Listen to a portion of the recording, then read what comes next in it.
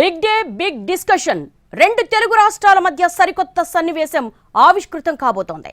హైదరాబాద్ ప్రజాభవన్ వేదికగా ఏపీ తెలంగాణ ముఖ్యమంత్రులు చంద్రబాబు నాయుడు, రేవంత్ రెడ్డి నేడు సమావేశం కాబోతున్నారు. సుదీర్ఘకాలంగా రెండు రాష్ట్రాల మధ్య పెండింగ్ లో ఉన్న సమస్యల పరిష్కారమే లక్ష్యంగా ఈ సమావేశం జరగబోతోంది. సాయంత్రం 6 గంటలకు ఇద్దరు ముఖ్యమంత్రులు భేటీ ప్రారంభమవుతుంది. ఈ సమావేశానికి తెలంగాణ నుంచి ఉప ముఖ్యమంత్రి మల్లు భట్టి విక్రమార్క, పొంగులేటి శ్రీనివాసరెడ్డి, శ్రీధర్ బాబు ఈ చర్చల్లో పాల్గొంటారు. ఇక ఏపీ నుంచి ఉప ముఖ్యమంత్రి పవన్ కళ్యాణ్, మంత్రులు అనగాని సత్యప్రసాద్, బీసీ జనార్దన్ రెడ్డి, కందుల దుర్గేష్ హాజరవుతారు.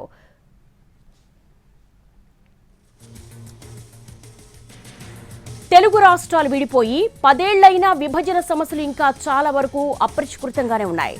వీటి పరిష్కారానికి ఇరు రాష్ట్రాల ముఖ్యమంత్రులు ఓ అడుగు వేస్తున్నారు. సమావేశమై చర్చించుకుందామంటూ ఏపీ ముఖ్యమంత్రి చంద్రబాబు నాయుడు రాసిన లేఖకు తెలంగాణ ముఖ్యమంత్రి రేవంత్ రెడ్డి సానుకూలంగా స్పందించారు. ఏమేం చర్చించాలి అన్నదానిపై ఇరు రాష్ట్రాల ముఖ్యమంత్రులు, అధికారులు సుదీర్ఘ కసరత్తు చేశారు. ఏ అంశాలు చర్చించాలి అన్నదానిపై ఎజెండాను ఖరారు చేశారు. ఈ సమావేశంలో అన్ని సమస్యలు ఓ కొలికి రాకపోయినా కొన్ని అంశాల్లోనైనా స్పష్టత వస్తుందని భావిస్తున్నారు. అయితే విభజన చట్టంలో లేని కొన్ని అంశాలు కూడా చర్చకొచ్చే అవకాశాలున్నట్టుగా కనిపిస్తున్నాయి. ఏపీ జన్కో అలాగే ఏపీ ట్రాన్స్కోల విద్యుత్ బకాయిల వివాదం పీట ముడిపడింది. బకాయిలు సర్ఛార్జీల రూపంలో తమకు సుమారు 7,000 కోట్ల వరకు రావాలని ఏపీ అంటోంది. అయితే సర్ఛార్జీలు కాకుండా ఏపీ నుంచి సుమారు 18,000 కోట్లు రావాలన్నది తెలంగాణ వాదన. ఏపీ పునర్వ్యవస్థీకరణ చట్టంలోని 9, 10 షెడ్యూళ్లలోని ప్రభుత్వ రంగ సంస్థలు, విద్యా సంస్థల అంశం ప్రస్తావనకు రానుంది. షెడ్యూల్ 9లో మొత్తం 91 సంస్థలుండగా వీటి ఆస్తులు, అప్పుల విభజనపై కేంద్రం గతంలో షీలా భిడే కమిటీ నియమించింది. ఈ కమిటీ 89 సంస్థల ఆస్తులు, అప్పులను విభజిస్తూ సిఫార్సు చేసింది. వీటిలో 68 సంస్థలకు సంబంధించిన పంపిణీకి అభ్యంతరాలేమీ లేవు. మిగిలిన వాటిపై మాత్రం ఏకాభిప్రాయం రావడం లేదు. ఏకాభిప్రాయం ఉన్న సంస్థల సంఖ్య పెద్దదిగానే ఉన్నా అసలు సమస్య మిగిలిన వాటిపైనే. వాటా చాలా పెద్దది. జనాభా నిష్పత్తిలో వీటి పంపిణీ జరగాలని ఏపీ కోరుతోంది.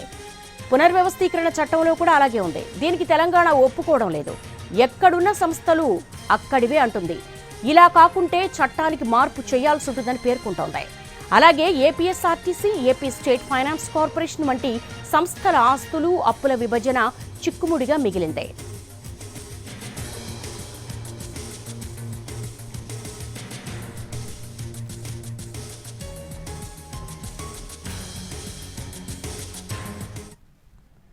ఈరోజు సాయంత్రం ఇటు తెలంగాణ, అటు ఆంధ్రప్రదేశ్ సీఎంలు కలవబోతున్నారు.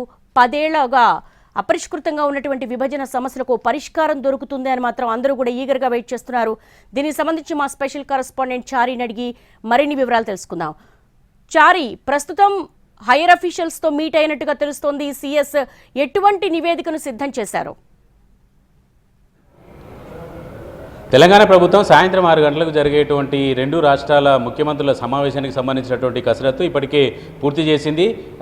ఏ అంశాలని ప్రస్తావించాలనే దానికి సంబంధించినటువంటి కసరత్తు సీఎం రేవంత్ రెడ్డి, అలాగే డిప్యూటీ సీఎం భట్టి విక్రమార్క, ఉన్నతాధికారులంతా కూడా రాత్రి కసరత్తుని పూర్తి చేశారు. ఇప్పటికీ ఎజెండా ఫిక్స్ అయింది. సాయంత్రం 6 గంటలకు జరగబోయేటువంటి సమావేశానికి సంబంధించి ఏర్పాట్లు కూడా పూర్తయ్యాయి.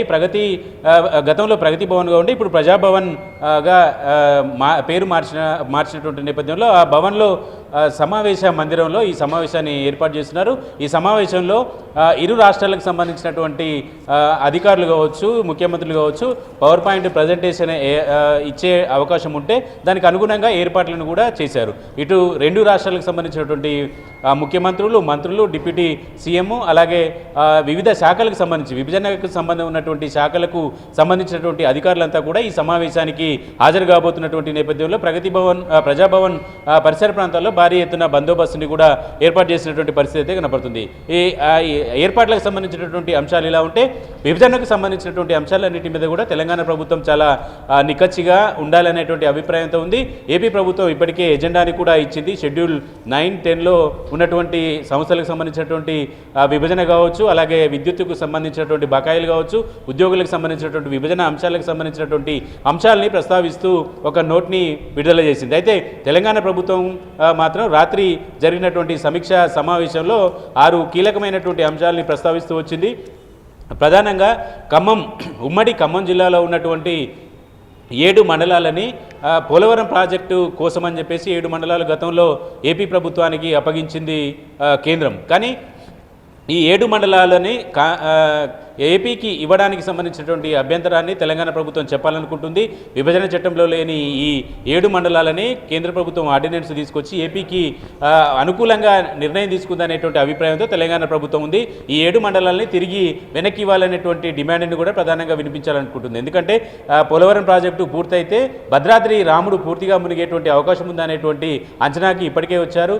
పోలవరం పూర్తి కాకముందే వచ్చినటువంటి వరదల నేపథ్యంలో భద్రాచలం నగరం పట్టణమంతా కూడా మునిగిపోయినటువంటి నేపథ్యంలో పూర్తయితే ఇక పూర్తి స్థాయిలో రాముడి పాదాల వద్దకు గోదావరి వచ్చేటువంటి అవకాశం ఉంటుంది. కాబట్టి రాముడి ఆస్తులకి రాముడి దేవాలయానికి ఇబ్బంది కలిగేటువంటి అంశాలని తెలంగాణ ప్రభుత్వం ఎట్టి పరిస్థితుల్లో వదులుకోవడానికి సిద్ధంగా లేదనేటువంటి అంశాన్ని కూడా స్పష్టం చేయాలనేటువంటి ఆలోచనతో ఉంది. ఇక రెండో అంశం తిరుమలకు సంబంధించినటువంటి టీటీడీ దేవాలయానికి సంబంధించినటువంటి ఆస్తులు కావచ్చు, ఆదాయం కావచ్చు, అలాగే బోర్డు మెంబర్లకు సంబంధించినటువంటి కేటాయింపుల్లో కూడా తమ వాటా ఇవ్వాలి అనేటువంటి అభిప్రాయాన్ని కూడా ఏపీ ప్రభుత్వం ముందు ఉంచాలనుకుంటుంది. విద్యుత్ సంస్థల బకాయికి సంబంధించినటువంటి అంశాలు ఇలా రాత్రి నుంచి మనం ఎన్టీవీ ఎక్స్క్లూజివ్గా తెలంగాణ ప్రభుత్వం ఎజెండా ఏంటి అనే అంశాలని చెప్తూనే వస్తున్నాం. ఈరోజు జరగబోయేటువంటి సమావేశంలో కూడా ఇదే అంశాలని ప్రధానంగా ప్రస్తావించబోతుంది. అయితే ఏపీ ప్రభుత్వం ఎలా రియాక్ట్ అవుతుంది అనే దానికి సంబంధించినటువంటి చర్చ అయితే ప్రస్తుతం జరుగుతుంది. ఏపీలో ప్రస్తుతం సీఎం చంద్రబాబు నాయుడు ఉన్నారు. ఇప్పుడు తెలంగాణలో రేవంత్ రెడ్డి సీఎంగా ఉన్నటువంటి నేపథ్యంలో రేవంత్ రెడ్డి మాత్రం తెలంగాణ హక్కులకు సంబంధించినటువంటి అంశాలు కావచ్చు, తెలంగాణ విభజన చట్టంలో ఉన్నటువంటి ఏ ఒక్క అంశాన్ని కూడా వదులుకోవడానికి సిద్ధంగా లేమనేటువంటి ఒక ఇండికేషన్ని ఇచ్చే క్రమంలో భాగంగా 6 అంశాలని ప్రధానంగా ఫోకస్ చేయాలనుకుంటున్నారు. రాత్రి సీఎం రేవంత్ రెడ్డి అలాగే డిప్యూటీ సీఎం బట్టి విక్రమార్క ఉన్నతాధికారులతో కలిసి ఎజెండాని ఫిక్స్ చేశారు. ఆ ఎజెండా మాత్రమే పూర్తి స్థాయిలో చర్చించాలనేటువంటి ఆలోచనతో ఉంది.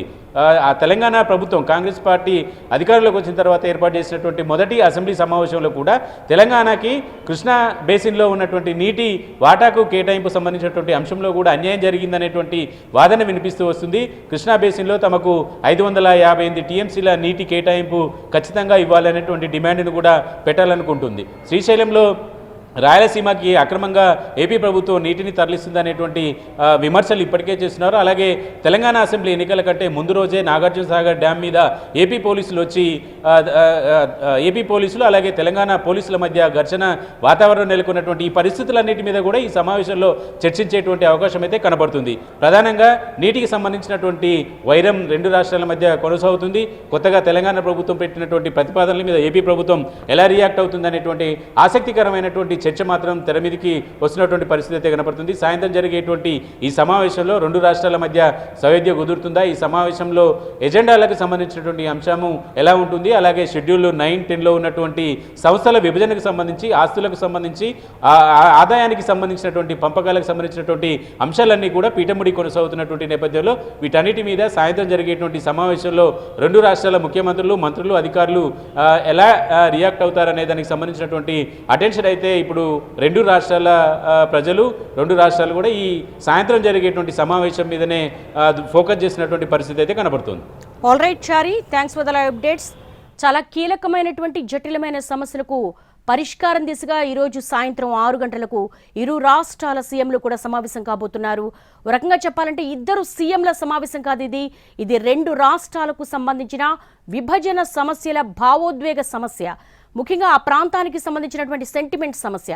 వీటన్నిటికీ కూడా ఒక సయోధ్య అలాగే సానుకూల పరిష్కారం దిశగా ఇద్దరు సీఎంలు కూడా మీట్ అవ్వబోతున్నారు. ఒక రకంగా చెప్పాలంటే ఇది ఒక బిగ్ డేగా పరిగణిస్తున్నారు విశ్లేషకులు.